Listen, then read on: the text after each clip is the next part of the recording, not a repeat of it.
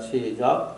아름다운 소식을 시온에 전하는 자여 너는 높은 산에 오르라. 아름다운 소식을 예루살렘에 전하는 자여 너는 힘써 소리를 높이라. 두려워하지 말고 소리를 높여 유다의 성읍들에게 이르기를 너희의 하나님을 보라 하라. 보라, 주 여호와께서 장차 강한 자로 임하실 것이요 친히 그의 팔로 다스리실 것이라. 보라, 상급이 그에게 있고 보응이 그의 앞에 있으며 그는 목자같이 양떼를 먹이시며 어린 양을 그 팔로 모아 품에 안으시며 젖먹이는 암컷들을 온손히 인도하시리로다. 누가 손바닥으로 바닷물을 헤아렸으며 뺨으로 하늘을 쟀으며 땅에 티끌을 때에 담아 보았으며 접시 저울로 산들을 막대 저울로 언덕들을 달아 보았으랴. 누가 여호와의 영을 지도하였으며 그의 모사가 되어 그를 가르쳤으라. 그가 누구와 더불어 논하셨으며 누가 그를 교훈하였으며 그에게 정의의 길로 가르쳤으며 지식을 가르쳤으며 통달의 도를 보여주었느냐. 보라, 그에게는 열방이 통의 한 방울 물과 같고 저울의 작은 티끌 같으며 섬들은 떠오르는 먼지 같으리니 레바논은 땔감에도 부족하겠고 그 짐승들은 번제에도 부족할 것이라. 그의 앞에는 모든 열방이 아무것도 아니라 그는 그들을 없는 것 같이 빈 것 같이 여기시느니라. 아멘. 이 세상에는 항상 어둡고 또 우울하고 슬픈 소식들이 늘 우리에게 들려옵니다. 뉴스를 켜도 그렇고 그 소식들을 듣고 우리는 참 두려워하고 또 염려하고 우울증에 빠지고 무슨 소리 안 소리 듣고 사람들은 얼굴 표정이 달라지고 자살을 하기도 합니다. 그런데 하나님은 그런 세상을 향하여 우리 보고 아름다운 소식을 전하라고 말씀하세요. 아름다운 소식. 9절에 보니까 아름다운 소식을 시온에 전하는 자여 너는 높은 산에 오르라. 아름다운 소식을 예루살렘에 전하는 자여 너는 힘써 소리를 높이라. 두려워하지 말고 소리를 높여 유다의 성읍들에게 이르기를 너희의 하나님을 보라 하라.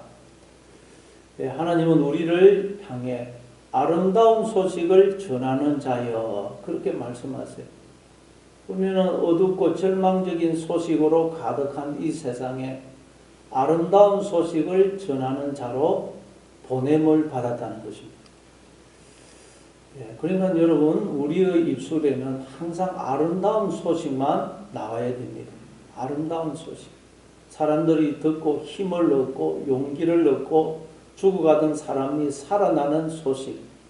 그 소식만 우리에게 입에서 나와야 됩니다. 우리는 그냥 부정적인 소리, 비관적인 소리, 남을 비난하는 소리, 불평, 원망하는 소리는 나오면 안 됩니다. 왜냐하면 우리는 아름다운 소식을 전하는 자로 이 세상에 보냄을 받았기 때문입니다. 그래서 로마서 10장 17절에도 보면 아름답도다 좋은 소식을 전하는 자들의 발이여 그러지 않습니까? 우리의 발이 아름답은 이유는 우리가 아름다운 소식을 전하는 자들이기 때문입니다. 근데 나쁜 소식을 전하면 우리는 아름다운 발이 되지를 못합니다. 그래서 우리 보고 우리는 이제 아름다운 소식을 전하는 자로 이 세상에 보냄을 받았습니다. 그래서 너는 높은 산에 오르라. 높은 산에 올라가지고 모든 사람이 듣도록 아름다운 소식을 전하라는 것입니다. 그리고 아름다운 소식을 예루살렘에 전하는 자여 너는 힘써 소리를 높이라. 두려워하지 말고 소리를 높여. 두려워하지 말고 소리를 높여서 아름다운 소식을 전하라는 것입니다. 내가 아름다운 소식을 전할 때 그 사람이 어떤 반응을 보일지 두려워하지 말라는 것입니다. 싫어할 수도 있겠죠. 그러나 두려워하지 말고 담대히 아름다운 소식을 전하라는 것입니다. 그러면 우리가 전해야 될 아름다운 소식은 도대체 뭡니까? 무엇이 아름다운 소식이죠? 뒤에 보니까 소리를 높여 유다의 성읍들에게 이르기를 너희의 하나님을 보라 하라. 우리가 전해야 될 아름다운 소식이란 하나님을 보라. 너희의 하나님을 보라. 당신의 하나님을 보십시오. 너 하나님을 바라봐. 이게 우리가 전해야 될 아름다운 소식이라는 거죠. 하나님을 바라는 말은 무슨 뜻입니까? 하나님이 살아계시고 그 하나님이 당신과 함께 하십니다. 이 뜻이 아닙니까? 하나님을 보라는 말은 하나님이 가까이 있어야 볼 수 있죠. 그러니까 하나님을 보라는 말은 하나님이 살아계시고 그 하나님이 당신과 함께하고 계신다.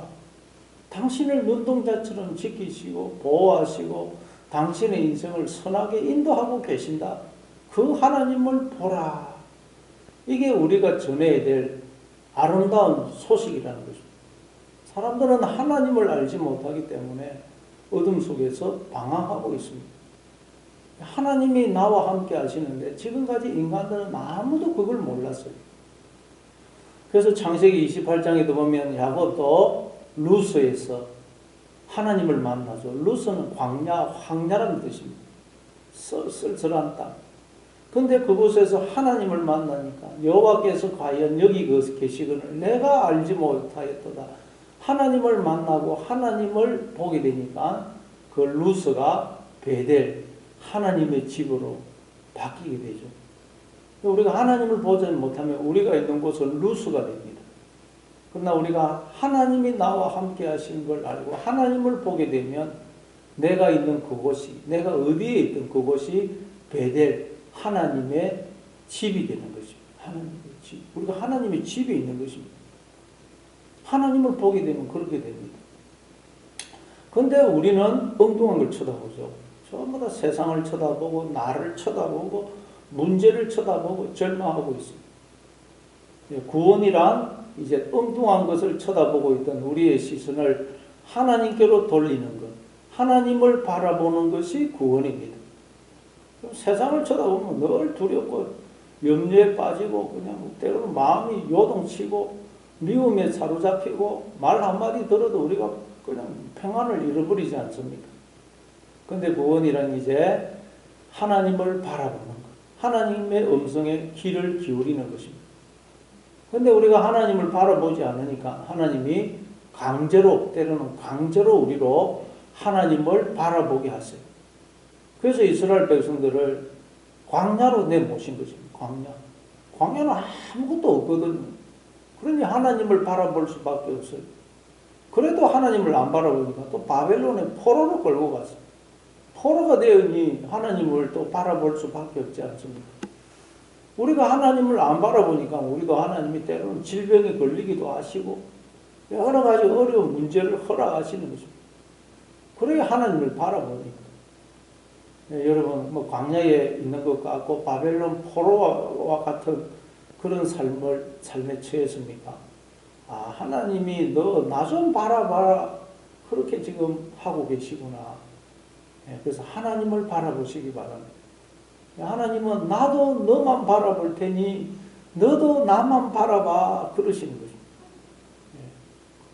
이게 우리가 전해야 될 소식입니다. 아름다운 소식. 하나님이 당신과 함께 하십니다. 그러니 그 하나님을 바라보세요. 이게 우리가 전해야 될 아름다운 소식입니다. 그러면 그 하나님은 도대체 어떤 분입니까? 우리가 바라봐야 될 그 하나님은 어떤 분이죠? 10절에 보니까 보라 주 여호와께서 장차 강한 자로 임하실 것이요 친히 그의 팔로 다스리실 것이라. 보라 상급이 그에게 있고 보응이 그의 앞에 있으며. 하나님은 어떤 분이시냐? 강한 자로 우리에게 임하시는 분. 강한 자로 나와 함께 하신다는 것. 하나님은 강한 자라는 거죠. 나의 모든 문제를 해결해 주실 수 있고 나의 대적을 물리칠 수 있는 강한 자로 나와 함께 하십니다. 하나님이 나와 함께 하시지만 그분이 힘이 없고 약한 분이라면 별로 도움이 안 되죠. 그런데 하나님은 너무도 강한 분으로 나와 함께 하신다는 거죠.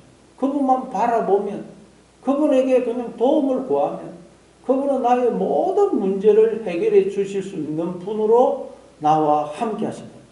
강한 자입니다. 강한 자. 애들은 엄마만 보면 그냥 모든 문제 해결되지 않습니까? 엄마만 있으면 애들은 아무것도 두려워 안 합니다. 걱정 안 합니다. 엄마가 없으면 애들은 그냥 아무리 맛있는 거 줘도 울고 그러죠. 마찬가지입니다. 우리도 하나님을 바라보면 우리는 뭐 두려워할 것도 없고 염려할 것도 없고 걱정할 것도 없는 것입니다. 왜? 하나님이 강한 분으로 나와 함께 하시기 때문입니다. 뿐만 아니라 친히 그의 팔로 다스리실 것이라. 그 하나님이 이 우주와 역사와 우리의 인생을 다스리고 계신다는 것. 그 하나님 눈에 안 보이니까 우리는 모르지만 하나님이 이 우주, 역사, 인생을 다스리고 계십니다. 하나님이 창조주이시고 통치자가 되신다는 것. 그분이 나와 함께 하신다는 것입니다. 그리고 또 상급이 그에게 있고 하나님은 우리에게 상을 주시는 분이에요. 상을. 히브리서 11장 6절에도 보면 하나님께 나아가는 자는 반드시 그가 살아계신 것과 그가 자기를 찾는 자들에게 상 주시는 이심을 믿어야 할지니라. 하나님은 우리에게 상을 주시는 분입니다. 별거 아닌 것에도 상 주기를 원하시는 분이거든요. 상 주기를 원하시는, 복 주기를 원하시는 분이라 하나님 우리에게. 그리고 보응이 그의 앞에 있으며 하나님은 또 우리가 행한 대로 보응하시는 분입니다. 행한 대로. 우리가 심은 대로 거두게 하시는 분이라. 그러니까 여러분 우리는 내가 한 선행, 기도 이런 거 여러분 다 헌일 아닌가? 걱정할 게 없더라고요. 우리가 한 기도도 다 하나님은 기억하시고 열매 맺게 하시고 우리가 베푼 선행, 섬김, 봉사 다 하나님은 갚아주신다는 거죠. 또 11절에 보니까 그는 목자같이 양떼를 먹이시며 어린 양을 그 팔로 모아 품에 안으시며 젖먹이는 암컷들을 온순히 인도하시리로다. 근데 또 그 하나님이 창조주이시고 통치자 되신 그 위대하신 하나님이 목자같이 양떼를 먹이신다. 우리는 하나님 앞에서 양이고 하나님은 목자가 되셔서 우리를 부족함 없이 먹이고 계시다는 것입니다. 양은 목자가 없으면 절대 살 수가 없습니다. 그러나 목자가 있으면 양은 걱정할 게 아무것도 없습니다. 그런데 하나님이 목자처럼 우리를 지금 돌보고 계시다는 거예요. 우리는 그러니까 하나님만 바라보면 걱정할 게 없다는 거예요. 하나님이 목자가 되어서 우리를 돌보주시기 때문에. 그리고 어린 양을 그 팔로 모아 품에 안으시고 어린 양, 약한 우리는 어린 양과 같습니다. 너무 약합니다. 근데 약한 우리를 잘 못한다고 야단치고 윽박 지르고 강압적으로 막 그렇게 하시는 분이 아니라는 거예요. 하나님 우리를 아주 부드럽게 친절하게 그렇게 우리를 대하신다. 약한 우리를 품에 안으신다는 것입니다. 그리고 젖먹이는 암컷들을 온순히 인도하시리로다. 젖먹이는 암컷들은 굉장히 예민합니다. 사납습니다. 그래서 그 젖먹이는 암컷들을 아주 하나님은 온순히 인도하신다. 온순히. 그러니까 여러분 하나님은 모든 사람을 기계적으로 일률적으로 대하시는 게 아니라는 거죠. 다 사람마다 각자의 기질이 다르고 성품이 다르고 살아온 삶의 배경이 다르고 처한 환경이 다른데 하나님은 각 사람을 그 사람의 모든 성품에 맞게 각자에게 가장 적합하게 그 사람을 대하시고 인도하신다. 가장 그 사람에게 맞게 세밀하게 인도하고 계시다. 우리는 사람은 그냥 일일이 맞춰서 대하기 어렵습니다. 그러나 하나님은 우리 한 사람 한 사람을 지으신 분이기 때문에 우리 한 사람 한 사람을 그 기질대로 성량대로 가장 선하게 인도하고 계신다는 거예요. 이래서 모든 인간들이 지금 이렇게 살고 있다는 것입니다. 자기는 모르지만 하나님이 목자처럼 한 사람 한 사람을 거기에 맞게 돌봐주시기 때문에 우리가 다 살고 있다는 것입니다. 그런데 인간들은 어떻게 생각하나? 하나님이 눈에 안 보이니까 내 힘과 능력으로 살고 있다고 착각한다. 우리가 하나님을 봐라 그러면 세상 사람들은 뭐라 그럽니까? 야, 하나님이 어디 있느냐 그러죠. 하나님이 어디 있느냐. 그럼 우리는 어떻게 해야 됩니까? 하나님을 보세요. 그럼 세상 사람들은 하나님이 어디 있느냐? 그러면 우리가 참 기도해 줘야 됩니다. 저 사람 하나님 눈이 열려서 하나님을 볼 수 있게 해주십시오. 기도해야 되고, 또 그래서 예수님이 하나님을 보여주려고 우리에게 왔죠. 요한복음 1장 18절에 보니까 본래 하나님을 본 사람이 없으되 아버지 품속에 있는 독생하신 하나님이 나타내시느니라. 예수님은 자신의 존재와 삶을 통해서 보이지 않는 하나님을 우리에게 보여주시려고 오신 것입니다.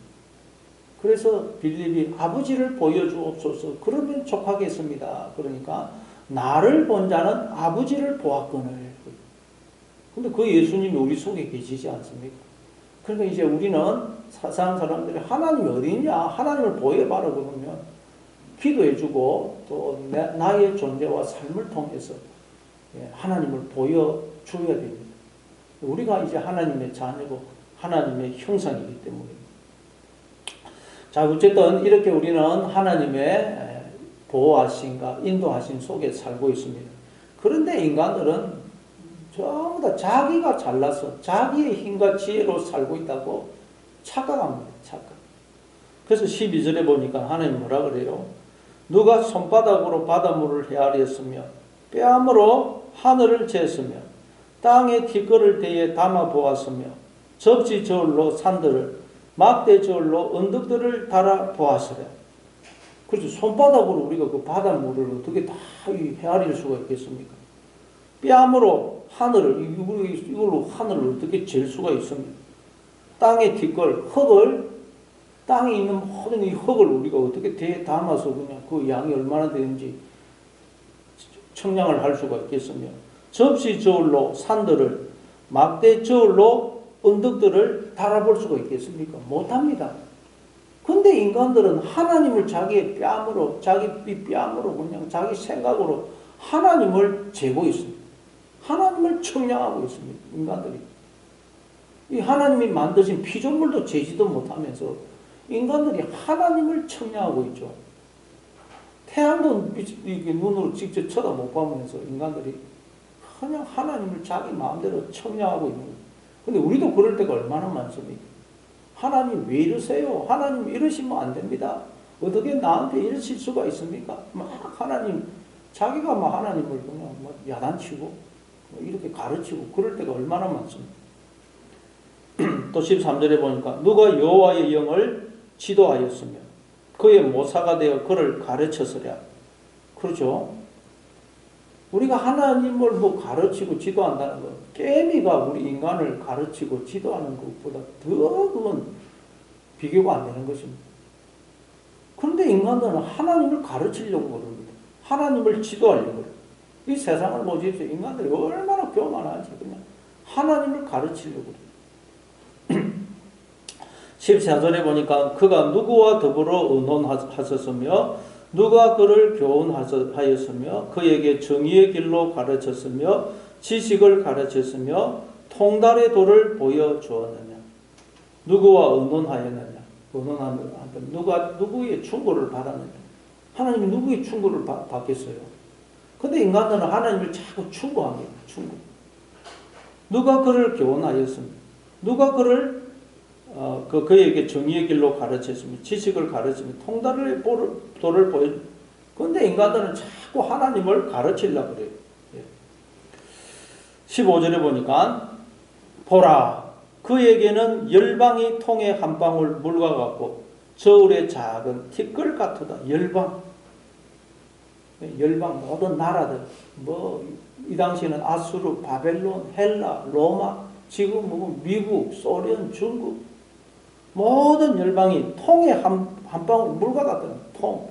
우리가 통에 물 담아 가다 보면 막 이렇게 흔들려서 물이 툭툭 떨어집니다. 한 방울 한 방울. 그럼 뭐 우리가 신경이나 씁니까? 한 방울 떨어진 물. 그런데 이 열방에 한 방울 물과 같다는 거죠. 한 방울 물 하나님 앞에서. 그리고 저울에 작은 티끌 같다는 티끌. 저울에 뭐 티끌 먼지 이 사람 많아. 그거 신경 씁니까? 먼지 하나. 그런데 이 열방이 하나님 앞에서는 먼지 하나와 같다는 것입니다. 성들은 떠오르는 먼지 같으리니 그리고 16절에 보니까 레바논은 땔감에도 부족하겠고 그 짐승들은 번제에도 부족할 것이라. 레바논은 백향목으로 유명하지 않습니까? 그 모든 백향목은 하나님 땔감, 하나님 만약에 방이 있다면 불 때는데 땔감에도 부족하다. 그리고 짐승들, 모든 짐승들, 이 세상의 모든 짐승들 번제에도 부족하다는 것입니다. 17절에 보니까 그의 앞에는 모든 열방이 아무것도 아니라 그는 그들을 없는 것 같이 빈 것 같이 여기시느니라. 열방, 이 당시에는 그 이스라엘 백성들은 아수르 바벨론에 의해서 얼마나 고통을 당했습니까? 나라가 망하고 포로로 끌려갔습니다. 그래서 이 이스라엘 백성들은 우리의 생사하복이 열방들의 손에 달려있다고 착각했어요. 오늘 우리도 그렇지 않습니까? 미국, 중국, 야, 이 우리가 누구 눈치 봐야 되나? 그러고 있는데 하나님은 그 열방들은 아무것도 아니고 하나님 앞에서는 없는 것과 같은 없는 것. 여러분 모든 피조물은 하나님 앞에서 없는 것과 같다는 거예요. 피조물. 여러분 칼 세이건이라는 분이 쓴 책에 보면 창백한 푸른 점이라는 책이 있습니다. 여기 보면 이제 1990년도에 미국에서 보이저 1호를 발사했는데 그 보이저 1호가 이제 태양계를 벗어날 때 64억 킬로미터 지점에서 이제 이 사람이 그 카메라를 지구로 향해서 지구를 찍도록 했어요. 그리고 유튜브 동영상도 나오는데 보면 지구를 찍는데 처음에는 지구가 큽니다. 근데 지구가 작아지고 나중에는 먼지처럼 되고 나중에는 보이지도 않습니다. 나중에 카메라 지금 지구가 먼지가 먼지. 나중에는 안 보입니다. 우주에 수많은 별들이 있는데 나중에는 지구가 먼지처럼 돼가지고 보이질 않아요. 지구는 이 우주에서 먼지입니다. 나중에는 보이지도 않습니다. 근데 그 먼지와 같은 지구 위에 우리 지금 이렇게 살고 있는 거죠. 예, 여러분 하나님 앞에서는 이 지구도 없는 것 같고 이 우주도 없는 것 같아요. 모든 피조물은 하나님 앞에서 없는 것과 같습니다. 없는 것과 같이 빈 것 같이 여기신다. 그럼 도대체 그 먼지 위에 살고 있는 우리는 뭡니까? 우리가 지금 먼지 위에 살고 있는 먼지 위에. 도대체 그럼 먼지 위에 살고 있는 우리는 뭡니까? 그런데 여러분 놀라운 것은 그 먼지와 같은 우리에게 하나님이 함께 하시고 그 속에 우리 속에 하나님이 들어와 계신다는 것입니다. 하나님이 땅의 흙으로 사람을 지으시고 그 코에 생기를 불어넣으시니 사람이 생명이 됐다. 우리는 먼지입니다. 그런데 먼지와 같은 우리 속에 하나님이 함께 하시고 우리 속에 들어와 계시다. 그래서 고린도후서 4장 7절에 보니까 우리는 보배를 담은 질그릇이었더라고요. 우리는 질그릇에 불과해요. 그런데 보배를 담은 질그릇, 하나님이라는 보배를 담고 있는 질그릇이에요. 그래서 여러분 모든 건 다 먼지입니다. 하나님 앞에서 없는 것과 같은데 우리 인간은 먼지지만 하나님을 담고 있는 먼지라는 거예요. 먼지. 그러면 여러분 이걸 알면 우리가 부러운 게 뭐가 있겠어요? 가다가 빌딩 쳐다봐도 그 부러운 게 그거 다 먼지입니다. 먼지. 그래서 제자들이 예루살렘 성전을 보고 막 예수님께 이 성전 보십시오.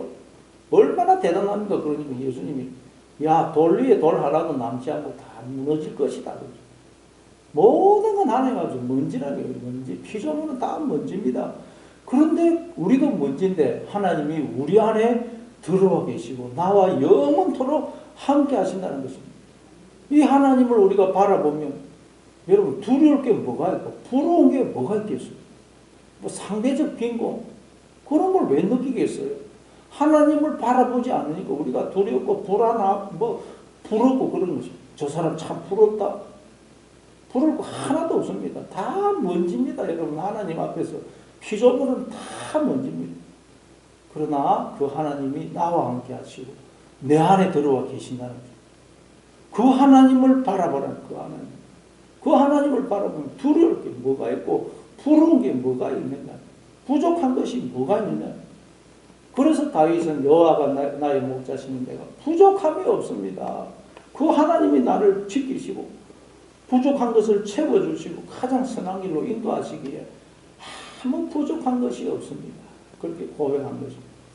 여러분 오늘도 이 하나님이 나와 함께 하시고 내 안에 들어와 계신다. 그래서 그 하나님을 오늘도 바라보시고 그 하나님의 음성에 귀를 기울이심으로 아무것도 두려울 것도 없고 부러울 것도 없고, 그리고 세상 사람들 이걸 알지 못해서 두려움 속에 어둠 속에서 방황하는데 오늘도 아름다운 소식, 하나님이 당신과 함께 하십니다. 하나님을 보세요. 이 아름다운 소식을 전하는 자로 살아가시는 하루가 되시기를 바랍니다.